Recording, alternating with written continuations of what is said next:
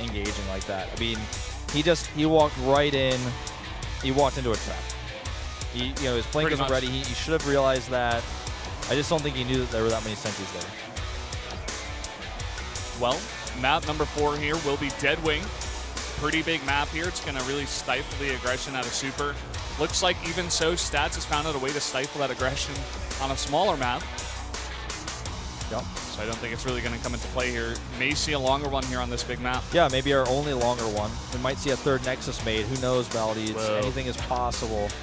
All right, guys, let's jump into it again. This could be our last match of the night to determine which one of these two Proasses is going to the semis.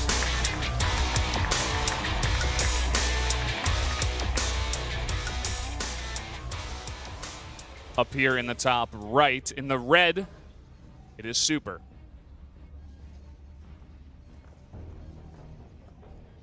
And down here, the bottom left in the blue for KT Rolster, it's Stats.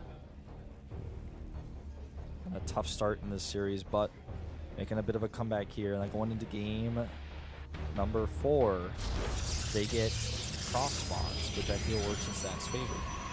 Definitely. I feel like maybe this is the game we see Stargate play.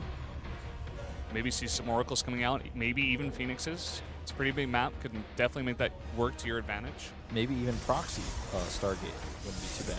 Yeah. Knowing Super, though, if he doesn't go Oracles, he's probably just going to do Blank Stalkers again. He's really good at it. He knows how to force the game into his way. Starting to take a little bit of an edge in the early game. And that's what we're gonna see if he can do here. If that's gonna force that final game, that game number 5. What would you do, Brendan, in this case? What would you do if you were in Super's position? You were up 2-1. What tech would you pick, assuming that you have his same skill set? Well, with his skill set, maybe I wouldn't go Sky Toss, go for any kind of air play. I would do air. But for Super, maybe you just take pretty early Nexus, go into some Robotech, and just play it a bit safe like that. Kind of like Stats played in the last game. Feel like it could definitely work out here. I mean, Super, he's really good at his aggression, but he's still good in the late game. And what do we have here? Stats is going for the proxy. Very early as well. Like, his core is going to get started at home in just a second. This is his second pylon. So as soon as his core is done, he can go ahead and drop Stargate right out in his opponent's face. I mean, it's really, really far out there, really close. And at this position, regardless of where the spawning location for his opponent is, it's going to be good because it's basically equidistant between the two. It slightly favors the left spawn, but we'll see. Maybe he even makes a Stargate on the right side. Who knows? Yeah, it's kind of that proxy spot that's a little bit more obvious. Like, it's even made there, like with the bushes, that it's really hard to see and get in there. But of course, you can see it from the high ground, possibly, with that probe, if it is close enough. It's not what you expect. Yeah. I think it's going to be, obviously there's a Stargate, but I think it's going to be Stalkers. Oh, I spoke too soon. I was going to say it was going to be Stalkers for Super, Blink Stalkers. He gets his own Stargate, so this could get really weird. If Super just happens to go Phoenixes, he's in luck. But if not, then this game is going to get crazy, and I think Stats will get a pretty big edge from his rush distance from that Stargate alone. Oh, doesn't see it. Doesn't see. That's so critical that he doesn't see. Had he seen, he might have changed his entire game plan, just knowing the risk of being down 1-2, as his opponent might be making Phoenixes blindly. What do we have here from Super? He made one proxy pylon all the way in the bottom right. But he could try to do a Phoenix build where he lifts the sentries. And there's his Phoenix. Uh-oh. Could be that type of play. This is something like Super would do. This is what Cal did. We talk about all the time against Liquid Hero. First game of Pro League last season.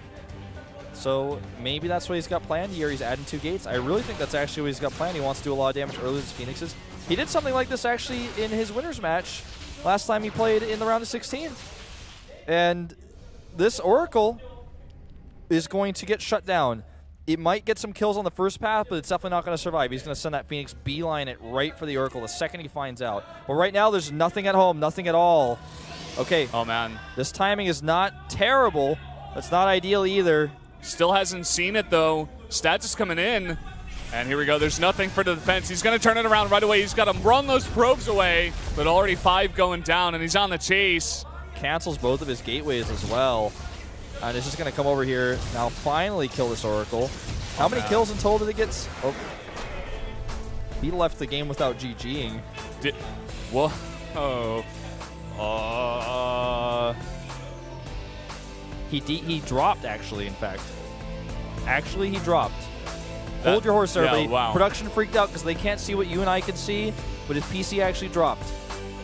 His PC actually dropped. Like, he got kicked from the game. So yeah, that's what it looks like. I mean, we had the monitor in front of us, you know, the first-person view. The surrender screen popped up, and he just got knocked out. So well, even the Korean commentators don't know. They haven't been informed of what we've just been informed.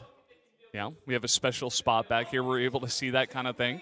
So if he agrees to leave the game, I suppose we could actually have that end. But I think this is actually just going to be resumed from replay. Like, he was very behind, and his Phoenixes didn't do a whole lot. His gateways were canceled, but I don't think he would have left the game right there. He probably would have tried to play it out. Yeah. I do not think this. Obviously, this was not intentional. You and I could see that physically in front of our faces. We saw the surrender screen. In fact, perhaps better than anyone else could have. Like, I will vouch for him if anyone says that he pulled the plug or something. But yeah, I do not think we're going to go straight into Game 5. Most likely, we're going to have a commercial break as his computer is fixed. Yeah, we have the referee talking in production, so we will get this sorted out as soon as possible, guys. Just stick tight with us. Well, yeah, funny turn of events there. Gets the good build order, but wrong place at the wrong time. Had it been a non-proxy Stargate and he was trying to rally Oracles from the main, he would have been totally fine. Would have been hugely ahead. Get that ghost head out of here. This is television. Yeah, but it's very true. I mean, and even though he did sustain a lot of probe losses, the game wasn't over. I mean, did he really cancel those gateways? I didn't actually see it. He did. He canceled the second the Oracle came in. That was the first thing he did before he even pulled probes.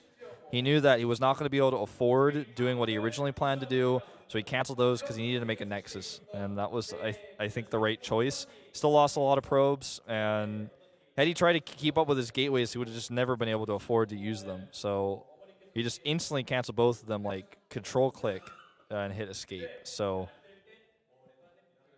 yeah, you know, weird situation there. Obviously, you know, you and I were obviously shocked when we saw there was no GG, and that's why we immediately checked the monitor, because we were just like, what? Like, you can't do that. Because it looked like a drop. Like, it just looked like he left the game, which is what actually happened, you know, when a computer dies like that. Well, I was even just more surprised. I was like, nah, there's no way he just didn't GG. Yeah. Like, I know Super. I've been casting his games for a long time.